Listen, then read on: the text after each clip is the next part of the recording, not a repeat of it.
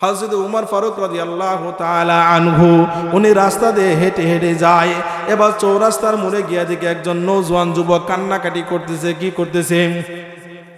একজন নওজোয়ান যুবক কান্নাকাটি করতেছেন। নওজোয়ান যুবক এমন ভাবে কান্নাকাটি করতেছে, সে একেবারে ফুফায়া ফুফায়া করতেছে। এবার নওজোয়ানের চক্ষু থেকে আর পানি বাইর হয় না, যেন রক্ত বাইর হইতেছে, এমন ভাবে কান্নাকাটি করতেছে। উমর রাদিয়াল্লাহু তাআলা আনহু নওজোয়ানকে ডাক দিয়ে বলে, হে নওজোয়ান, তুমি কেন কাঁদো? এবার যুবকটা ডাক দিয়ে বলে, উমর, আমি বিশাল বড় পাপ করে ফেলেছি, বিশাল বড় আমি গুনাহ করে ফেলেছি। উমর রাদিয়াল্লাহু তাআলা আনহু বলে, তুমি কি গুনাহ করেছো তুমি বলো। যুবকটা ডাক দিয়ে বলে, না না না, আপনাকে বলা যাবে না। এবার উমর রাদিয়াল্লাহু তাআলা আনহু এই যুবককে নিয়ে বিশ্ব নবী মায়ের নবী রাহমাতুল আলামিনের দরবারে নিয়ে গেলেন। আল্লাহর রাসূলের দরবারে যখন নিয়ে গেলেন, আল্লাহর রাসূল এবার নওজোয়ান যুবককে ডাক দিয়া বলে, ও যুবক, তুমি কি গুনাহ করেছো তুমি বলো। নওজোয়ান যুবক আল্লাহর রাসূলকে ডাক দিয়া বলে, ইয়া রাসূলুল্লাহ, আমি বিশাল বড় পাপ করে ফেলেছি। ইয়া রাসূলুল্লাহ, আমি বিশাল বড় অন্যায় করে ফেলেছি। আল্লাহ রাসূল এবার বলে, তুমি কি শিরক করছো কিনা? নওজোয়ান বলে, না না না, শিরক করি নাই। আল্লাহ রাসূল বলে, তুমি কাউকে কতল করেছো, হত্যা করেছো কিনা? নওজোয়ান যুবক বলে, না না না, আমি কাউকে হত্যাও করি নাই। আল্লাহ রাসূল সাল্লাল্লাহু আলাইহি ওয়াসাল্লাম বলে, হে নওজোয়ান, তুমি তাহলে কি গুনাহ করেছো তুমি বলো। নওজোয়ান যুবক বলে, ইয়া রাসূলুল্লাহ, আমি বিশাল বড় পাপ করে ফেলেছি। আল্লাহ রাসূল সাল্লাল্লাহু আলাইহি ওয়াসাল্লাম নওজোয়ানকে ডাক দেয়া বলে, ও নওজোয়ান যুবক, আল্লাহর আসমান জমিন পাহাড় চন্দ্র সূর্য বৃক্ষ তরুলতা যা কিছু আছে সব কিছুর চাইতে কি তোমার গুনাহ বেশি বড় হয়ে যাবে? নওজোয়ান যুবক এবার ডাক দিয়া বলে, ইয়া আল্লাহর রাসূল ও পয়গম্বর, সব কিছুর চাইতে আমার গুনাহ বেশি বড় হয়ে যাইবে। এবার আল্লাহর রাসূল যুবককে ডাক দিয়া বলে, হে যুবক, আল্লাহ রাব্বুল আলামিনের কুরসি, আল্লাহ রাব্বুল আলামিনের আরশে আজিমের চাইতেও কি তোমার গুনাহ বেশি বড় হয়ে যাবে? নওজোয়ান ডাক দিয়া বলে, ইয়া রাসূলুল্লাহ, আল্লাহ রাব্বুল আলামিনের কুরসির চাইতেও মনে হয় আমার গুনাহ বেশি বড় হয়ে যাবে। আল্লাহ রাসূল আবার নওজোয়ানকে ডাক দিয়া বলে, হে নওজোয়ান, আল্লাহ রাব্বুল আলামিনের রহমতের চাইতে কি তোমার বেশি বড় পাপ হয়ে গেছে? নওজোয়ান ডাক দিয়া বলে, ইয়া রাসূলুল্লাহ, আল্লাহর রহমতের চাইতে আমার বেশি বড় পাপ হয় নাই, কিন্তু মনটা মানাইতে পারি না, মনে বলে সব কিছুর চাইতে মনে হয় বড় গুনাহ হয়ে গেছে। আল্লাহ রাসূল আবার নওজোয়ান যুবককে ডাক দিয়া বলে, যুবক, তোমার কেমন বড় পাপ হয়ে গেছে, তোমার কেমন বড় গুনাহ হয়ে গেছে? ও যুবক, তুমি গুনাহের বর্ণনা দাও। এবার নওজোয়ান যুবক আল্লাহর রাসূলকে নিজের গুনাহের বর্ণনা দেয়। ও আমার দাড়ি পাকনা বাজান, ও আমার যুবক ভাইয়েরা, ও আমার পর্দার আড়ালের সম্মানিতা মা ও বোনেরা, দিলের কান লাগায় শোনার চেষ্টা করি। এবার নওজোয়ান আল্লাহর রাসূলকে ডাক দিয়া বলেন, ইয়া রাসূলুল্লাহ, আমি সাধারণ একজন কাপন চোর। কি চোর? আমি সাধারণ একজন কাপন চোর। ইয়া রাসূলুল্লাহ, আমার কাজ হলো কাপন চুরি করা। মানুষ যখন মারা যায়, মারা যাওয়ার পর তার কাপনটা চুরি করে আমি সেটাকে ধৌত করে পরিষ্কার করে বাজারে নিয়ে বিক্রি করি। ইয়া রাসূলুল্লাহ, ইয়া হাবিবাল্লাহ, এই যে কয়েকদিন হলো পরমা সুন্দরী রূপের অধিকারী একটা কন্যা সন্তান মারা গেল, একজন যুবতী মারা গেল, তার কবরের মধ্যে আমি রাত্রিবেলায় গিয়েছি কাফন চুরি করার জন্য। কি করার জন্য? ইয়া রাসূলুল্লাহ, তার কবরের মধ্যে গিয়েছে আমি কাফন চুরি করার জন্য। ও পয়গম্বর, তার কবরের মধ্যে যখন আমি গেলাম, কবরটা খনন করলাম, কবরটা খনন করে তার লাশটা কবরের উপরে উঠাইলাম। ও পয়গম্বর, তার শরীর থেকে যখন আমি কাফনের কাপড়গুলা যখন টেনে টেনে যখন আমি নিয়ে নিছিলাম, এবার তার শরীরের দিকে তাকায় দেখি তার চেহারার সৌন্দর্যতা, তার লাবণ্যতা, তার চেহারার সৌন্দর্যতা লাবণ্যতা আমাকে পাগল করে ফেললো। এমন সময় কে যেন আমাকে ডাক দিয়া বলে, হে নওজোয়ান যুবক, তোমার পরম সুযোগ হয়েছে। তুমি যদি ইচ্ছা করো এই যুবতীর সঙ্গে তুমি জিনার কাজে তুমি লিপ্ত হইতে পারো। হে নওজোয়ান যুবক, এই যুবতী বালেগ হওয়ার পর থেকে নিয়ে এই যুবতীকে কখনো কোনো বেগানা গায়রে মাহরাম পুরুষ দেখে নাই, স্পর্শ করে নাই। হে নওজোয়ান যুবক, তুমি যদি ইচ্ছা করো তোমার মনের বাসনা তার সঙ্গে তুমি পূর্ণ করতে পারো। চিৎকার দিয়ে বলে নাউজুবিল্লাহ। এবার যুবকটা কি করলো? সে এই পরমা সুন্দরী এই মেয়ের সঙ্গে জিনার কাজে লিপ্ত হয়ে গেল। মিলামিশার সঙ্গে যখন লিপ্ত হয়ে গেল, এবার এই নওজোয়ান যুবক যখন চলে যাবে, এমন সময় আল্লাহ রাব্বুল আলামিনের পক্ষ থেকে কুদরতি ভাবে এই যুবতীর জবানটা আল্লাহ খুলে দিল। যুবতীর জবানের মাধ্যমে নওজোয়ান যুবককে ডাক দেয়া বলে, হে নওজোয়ান যুবক, আমি বালেগ হওয়ার পর থেকে কোনো গায়রে মাহরাম পুরুষ আমাকে দেখতে পারে নাই।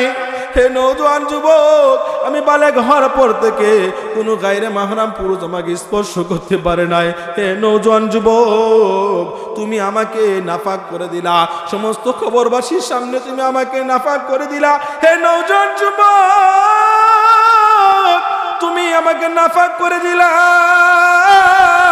আমি আমার এই নাফাক নিয়ে, এই নাফাকের শরীর নিয়ে আমি আমার রবের সামনে কিভাবে দাঁড়াবো? আমি আমার রবের কাঠগড়ায় কিভাবে দাঁড়াবো? হে যুবক, তোমার কি কবরের কথা স্মরণ হয় না? হে যুবক, তোমার কি জাহান্নামের আগুনের কথা স্মরণ হয় না? হে যুবক, তুমি কি আল্লাহর কাঠগড়ায় তুমি দাঁড়াবা না? সম্মানিত হাজিরিন, জাহান্নামের আগুন এত ভয়াবহ হবে, জাহান্নামের আগুন সহ্য করা সম্ভব না। এভাবে যখন যুবকটাকে যখন ডাক দিয়ে বলতেছিল, যুবকের এবার জ্ঞান ফিরে আসলো।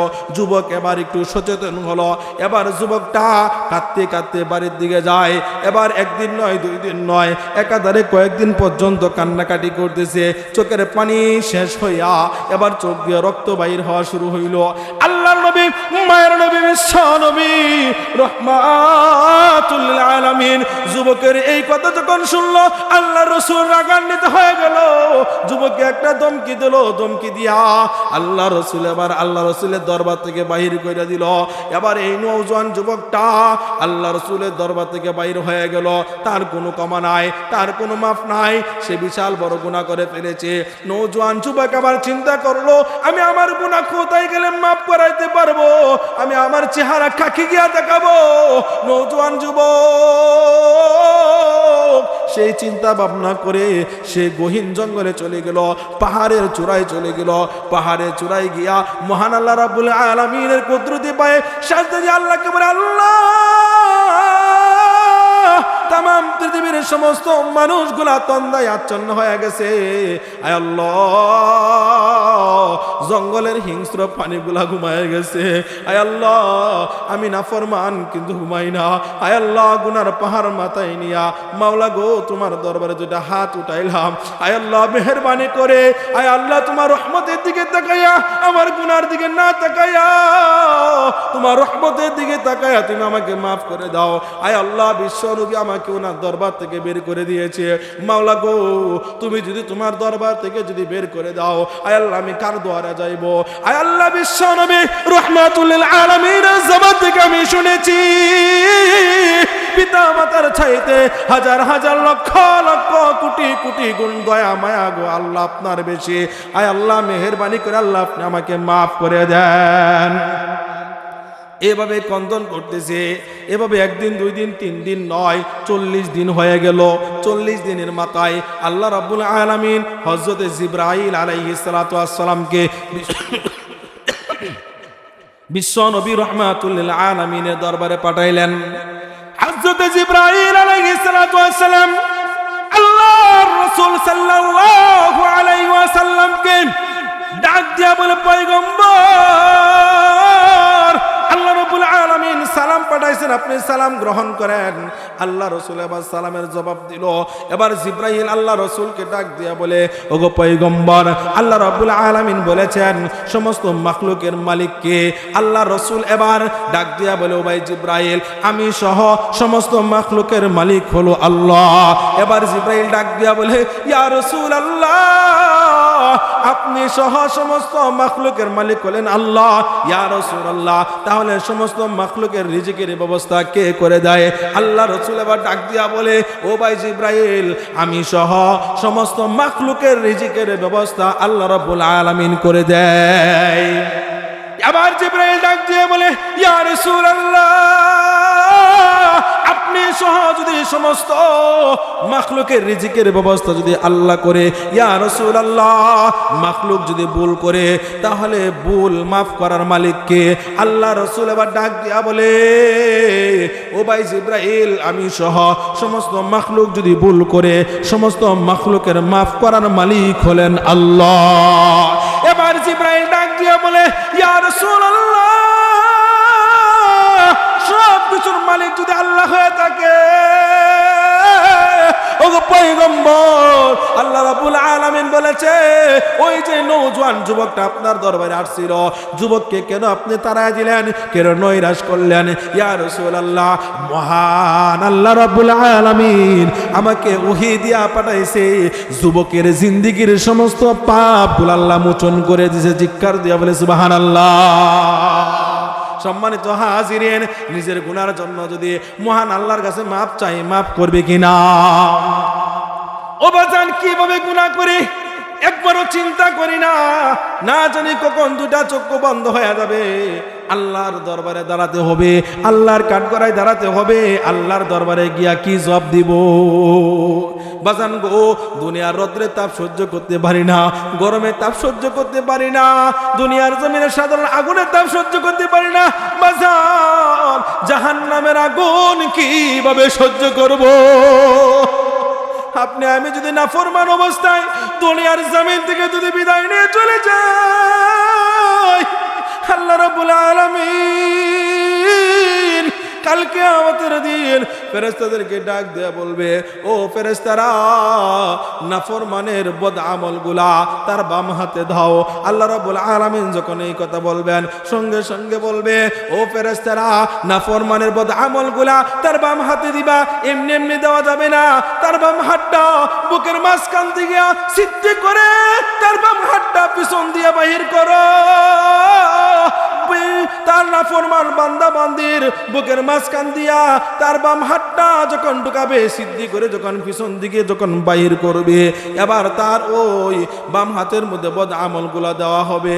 আল্লাহ রাব্বুল আলামিন আবার ডাক দিয়া বলে, ও ফেরেশতারা, নাফরমান বান্দা বান্দি তার বদ আমলগুলা দেখতে পারে না, এক কাজ করো, নাফরমান বান্দা বান্দির গাটটা মটকায়া পিছন দিকে ঘুরায় দাও। নাউজুবিল্লাহ।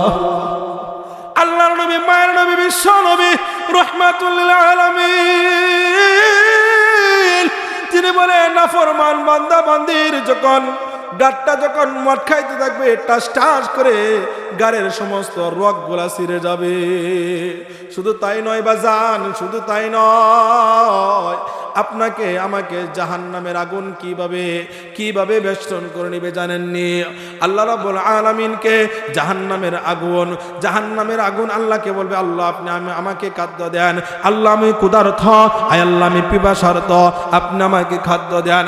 আল্লাহ রাব্বুল আলামিন উনাকে যখন জাহান্নামের আগুন গর্জন করে করে যখন আল্লাহর সামনে হাজির হয়ে যাবে, কিতাবের মধ্যে আসছে জাহান্নামের শরীরের মধ্যে একটা না, দুইটা না, 1000 নয়, 2000 নয়, 70,000 শিকল তার শরীরের মধ্যে পরানো থাকবে। 70,000 শিকল জাহান্নামের শরীরের মধ্যে লাগানো থাকবে। তারপরও জাহান্নাম গর্জন দিয়া আল্লাহর দরবারে এসে দাঁড়াবে, আল্লাহকে বলবে, আল্লাহ আমি ক্ষুধার্ত, আমি পিপাসার্ত, আপনি আমাকে খাদ্য দেন, জাহান্নামীকে আমাকে দিয়ে দেন। শুধু তাই নয়, 70,000 শিকল পরানো থাকবে। এখানে শুধু শেষ না,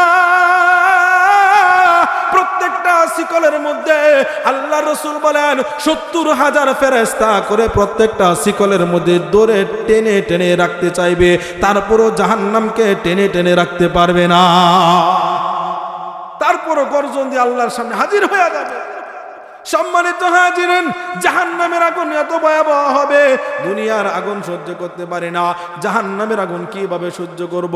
সূর্যকে যখন আপনার আমার মাথার উপর যখন তার সমস্ত তাপ যখন ঢেলে দিবে, সূর্যের তাপের কারণে আপনার আমার মাথার মাগাজগুলা টাস টাস করে ফেটে যাবে, আপনার আমার মাগাজগুলা গলে গলে কানের নাকের ছিদ্র দিয়া বাইর হইতে থাকবে, আপনার আমার শরীরের গোস্তগুলা কষে কষে জমিনে পড়তে থাকবে।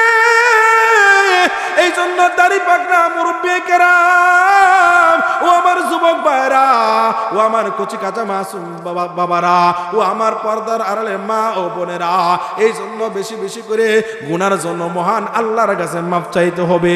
মহান আল্লাহর কাছে মাফ যদি চাই, আল্লাহ রাব্বুল আলামিন আপনার আমার জিন্দেগির পাপগুলা মোচন করে দিবেন। সুবহানাল্লাহ। এই জন্য কি করতে হবে? বেশি বেশি করে আল্লাহর দরবারে মাফ চাইতে হবে। আপনি আমি আল্লাহকে ভয় পাই না, আল্লাহর কাছে মাপ চাইতে চাই না, আল্লাহর কাছে মাপ চাই না, কিন্তু দেখেন আগেরকার জামানার ছোট ছোট মাসুম বাচ্চারাও পর্যন্ত মহান আল্লাহ রাব্বুল আলামিনকে কত ভয় পাইতো। একজন ছোট্ট মাসুম বাচ্চা সে মাঠের মধ্যে খেলাধুলা করতেছে, এমন সময় একজন আল্লাহর ওলি মাঠের কাজ দিয়া যাইতেছে। আল্লাহর ওলি তাকায় দেখে ছোট্ট মাসুম বাচ্চাটা খেলাধুলা করতেছে, অন্য অন্য বাচ্চারা খেলাধুলা করতেছে, মাসুম বাচ্চাটা কান্নাকাটি করতেছে। আল্লাহর ওলি আবার মাসুম বাচ্চার মাথার উপরে হাত বুলায় বলে, বাবারে তুমি কেঁদো না, তোমাকে ফুটবল খেলার মধ্যে হয় নাই, এই জন্য তুমি কাঁদতেছ, বাবারে তোমাকে আমি নতুন একটা ফুটবল কিনে দিব। কিন্তু ছোট্ট মাসুম বাচ্চাটা আল্লাহর ওলিকে ডাক দিয়ে বলে, আল্লাহর ওলি আমি ফুটবল খেলার জন্য কাঁদি না,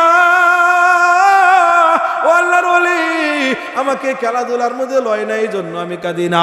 আল্লাহর ওলি বলে, বাবারে তুমি কেন কাঁদো?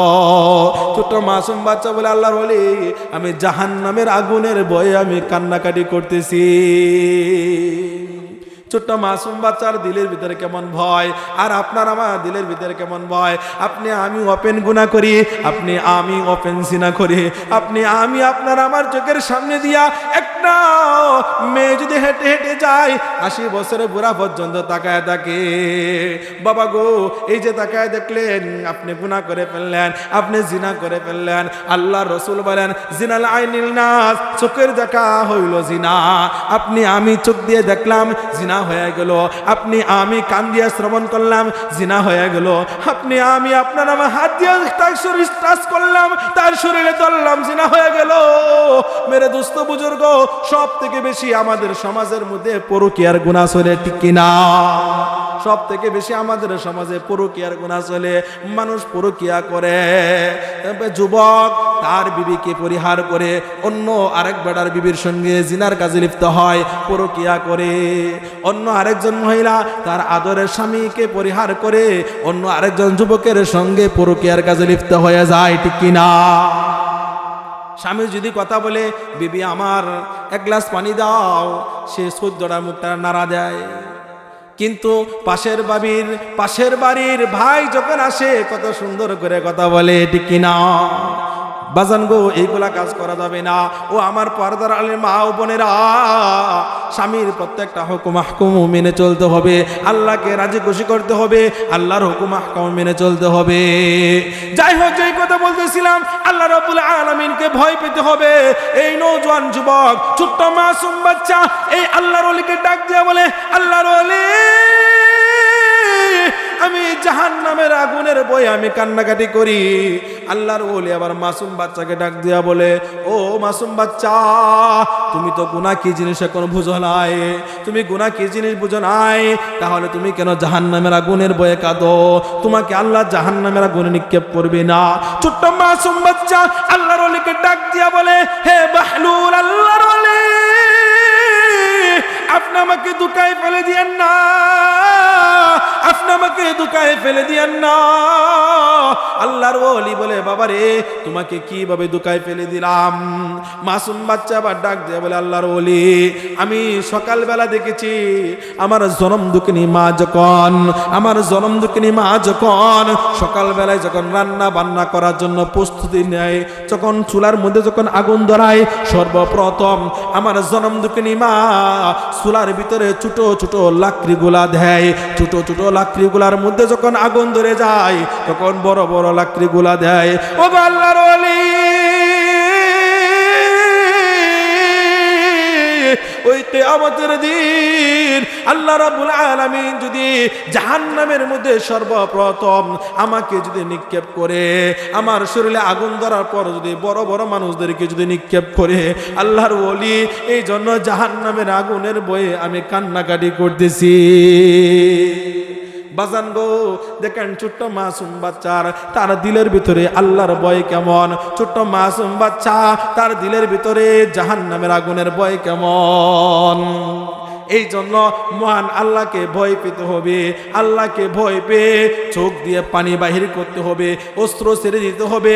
আপনি আমি আল্লাহর ভয়ে যদি চোখ দিয়ে যদি পানি বাহির করতে পারি, নিজের গুনার জন্য যদি অনুতপ্ত হইতে পারি, আল্লাহর কাছে যদি মাপ চাইতে পারি, আল্লাহ রাসূল সাল্লাল্লাহু আলাইহি ওয়াসাল্লাম বলেন, কোন বান্দা বান্দির চোখ দিয়া মাছির ডানা পরিমাণ অথবা মাছির মুখ সম পরিমাণ পানি বাহির হইতে দেরি হবে, আল্লাহ তার জিন্দেগীর সমস্ত পাপগুলা মোচন করতে দেরি করবে না। চিৎকার দিয়ে বলে সুবহানাল্লাহ। আর একটু জোরে বলে সুবহানাল্লাহ। ঘুমায় গেছেন না মেরা?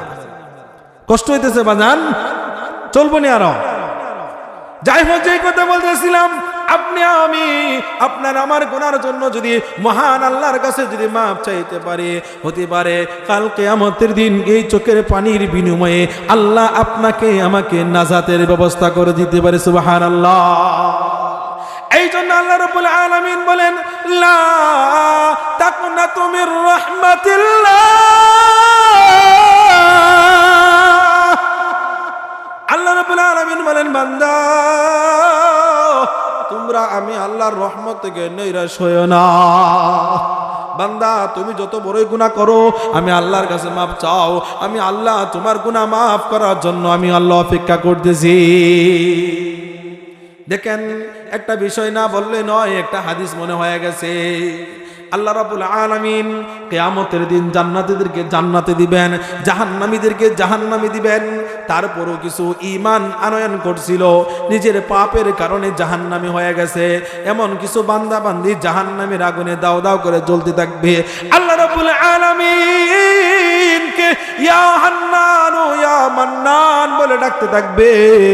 আল্লাহ রাব্বুল আলামিন এবার ফেরেশতাদেরকে ডাক দিয়া বলবেন, ও আমার ফেরেশতারা, জাহান্নামে কারা কান্নাকাটি করে?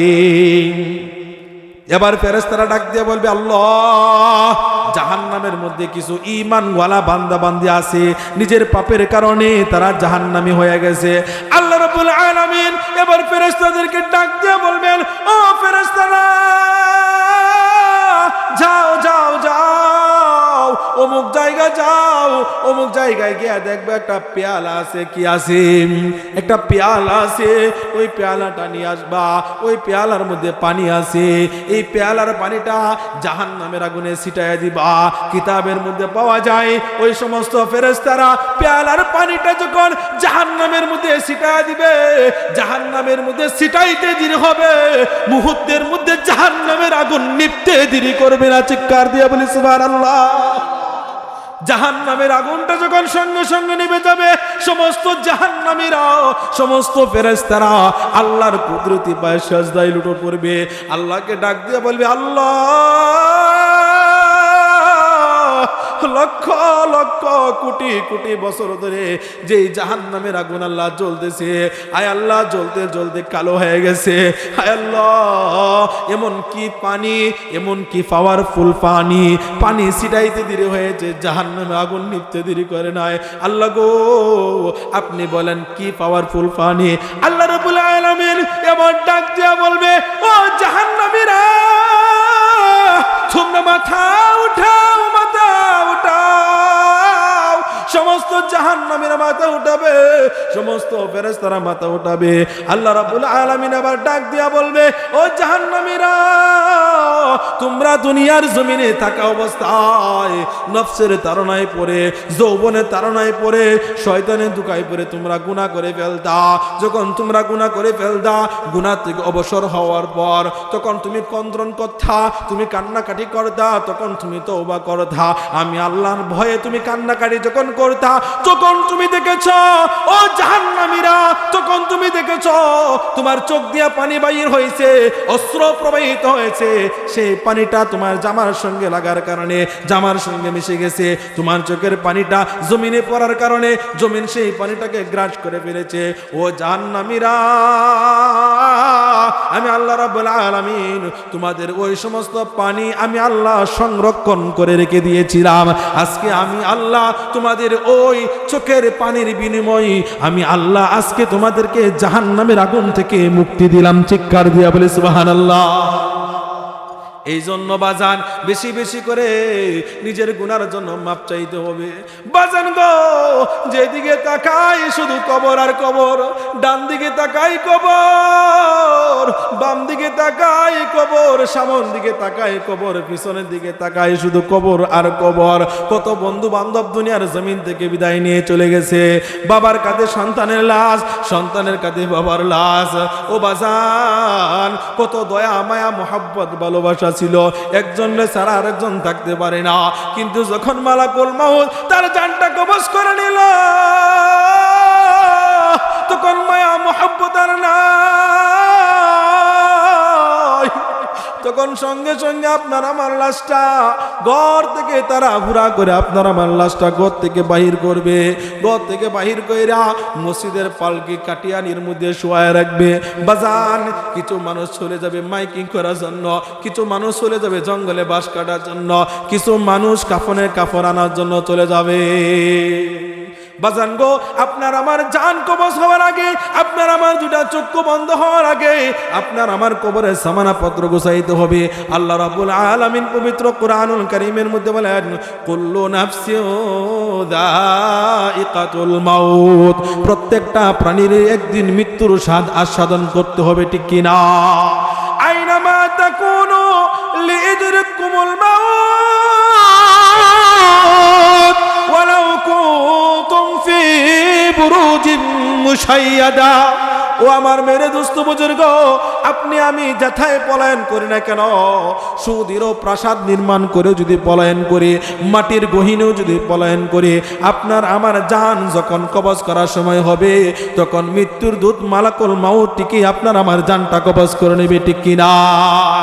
এই জন্য দুটা চক্ষু বন্ধ হওয়ার আগে কবরের সামানা পাত্র গোছাইতে হবে, ঠিক কিনা? মালিক বিন দিনার, মালিক বিন দিনার, আমার কথা বুঝতেছেন বাজান?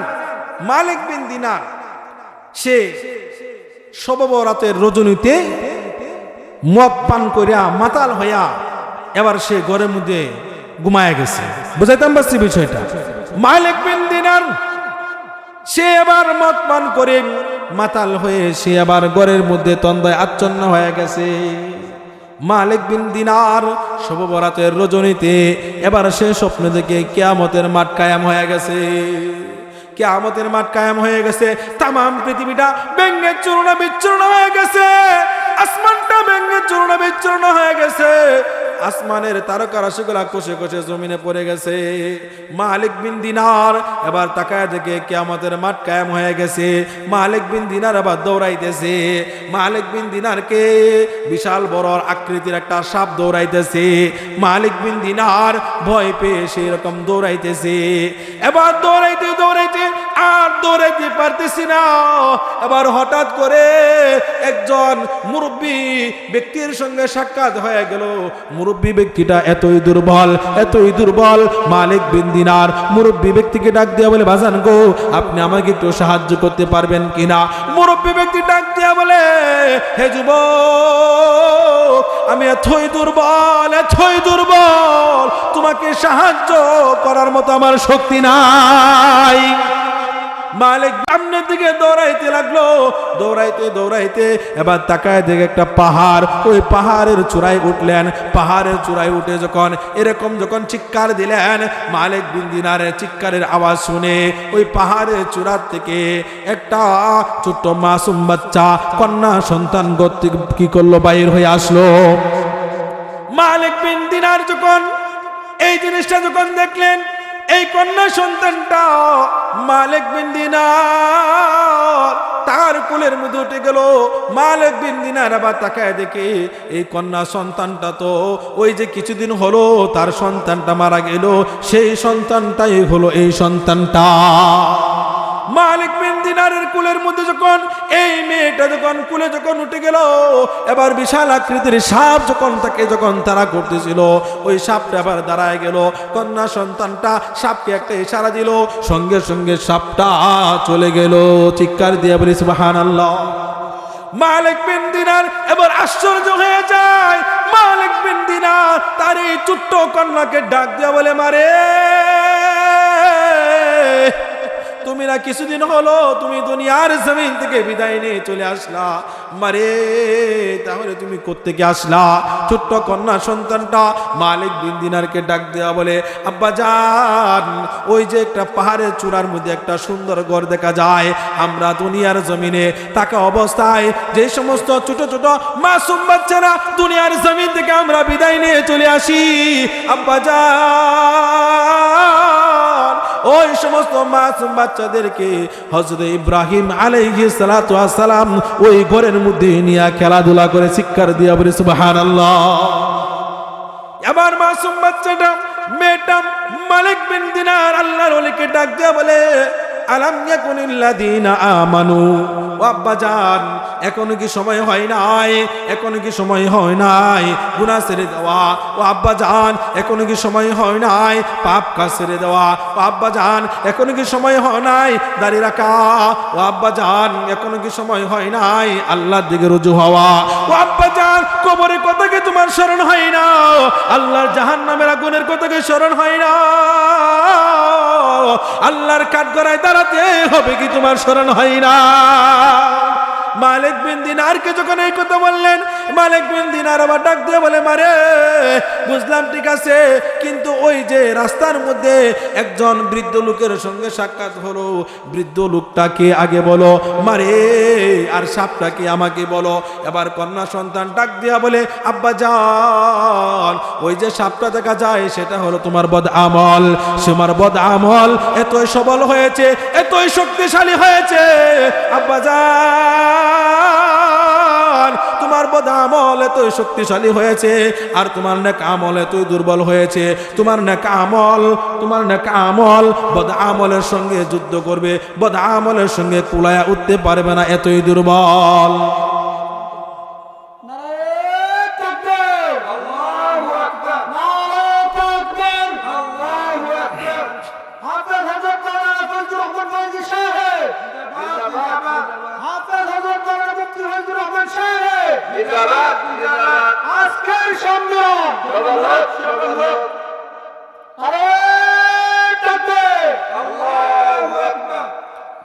আচ্ছা যাই হোক, যে কথা বলতেছিলাম, মালিক বিন দিনার এই কথা যখন বললেন, মালিক বিন দিনার তার সন্তান ডাক দিয়ে বলে, মাগো আব্বা জান, আব্বা জান ওই যে সাপ দেখা যায় সেটা হলো বদ আমল, আর মুরব্বী লোকটা হলো তোমার নেক আমল। মালিক বিন দিনার তার ঘুম ভেঙে গেল। মালিক বিন দিনার উনার যখন ঘুম ভেঙে গেল, মালিক বিন দিনার এবার জাগ্রত হয়ে দেখে এখনো রাতের রজনী বাকি আছে। এই মক্কুর এমন ভাবে আল্লাহর দরবারে তওবা করলো, আল্লাহ রাব্বুল আলামিন তার তওবা কবুল করে আল্লাহর ওলিদের খাতায় তার নাম লিপিবদ্ধ করে দিয়েছেন। সুবহানাল্লাহ। সম্মানিত হাজিরিন, আমি আমার আলোচনা শেষ করে দিচ্ছি। যেই কথা বলতেছিলাম, তওবা করলে 4টা পুরস্কার। এক নাম্বার পুরস্কার হলো আত-তাইবু হাবিবুল্লাহ, তওবাকারী বান্দা বান্দি আল্লাহর বন্ধু হয়ে যায়। 2 নম্বর হলো আত-তাইবু মিনাজ যামবি কামাল লা যামবা লাহু, তওবাকারী বান্দা বান্দি তওবা করতে দেরি হবে, তার জিন্দেগীর পাপগুলা মোচন করতে আল্লাহ দেরি করবে না। 3 নম্বর হলো আল্লাহ রাব্বুল আলামিন বলেন, ইন্না ইবাদি লাইসা লাকা আলাইহিম সুলতান, তওবাকারী বান্দা বান্দির জিম্মাদার স্বয়ং আল্লাহ রাব্বুল আলামিন হয়ে যাবেন। চিৎকার দিয়ে বলে সুবহানাল্লাহ। তওবাকারীকে মহান আল্লাহ রাব্বুল আলামিন আল্লাহর নিজ জিম্মায় তাকে জান্নাত পর্যন্ত পৌঁছায় দিবেন। সুবহানাল্লাহ।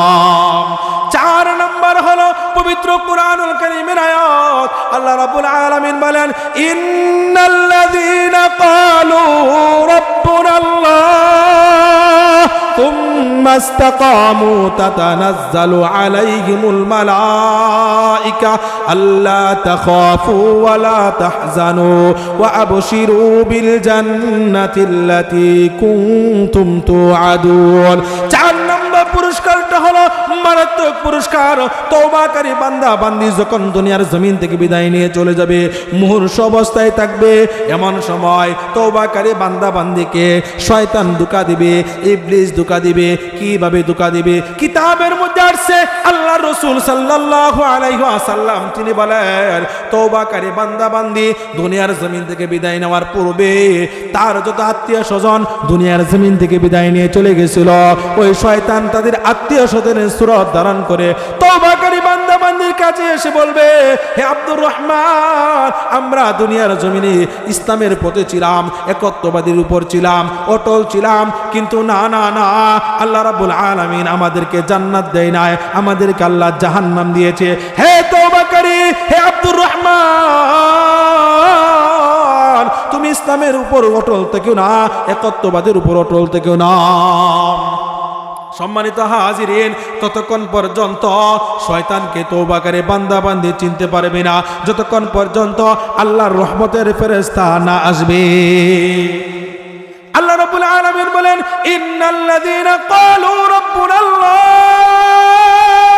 নিশ্চয় যারা বলে আমাদের রব হলো আল্লাহ, সুম্মা ইসতাকামু, তাতে তারা অবিচল থাকে।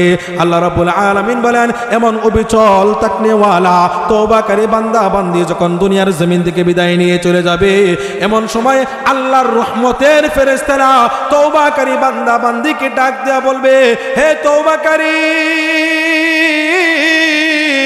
লা তাখাফু ওয়া লা তাহজানু, তোমার কোনো ভয় নাই, তোমার কোনো টেনশন নাই। দুনিয়ার জমিনে আমরা তোমার সাথে ছিলাম, কবর জগতে তোমার সাথে থাকবো, এমন কি আল্লাহর তরে জান্নাত পর্যন্ত আমরা পৌঁছায় দিব। চিৎকার দিয়ে বলে সুবহানাল্লাহ। সম্মানিত হাজিরিন, আলোচনা অনেক দীর্ঘ, অনেক লম্বা। আমি যতটুকু আপনাদের খেদমতে আমি সিরাফাড়া কিছু কথাবার্তা বলেছি। আল্লাহ রাব্বুল আলামিন সর্বপ্রথম আমাকে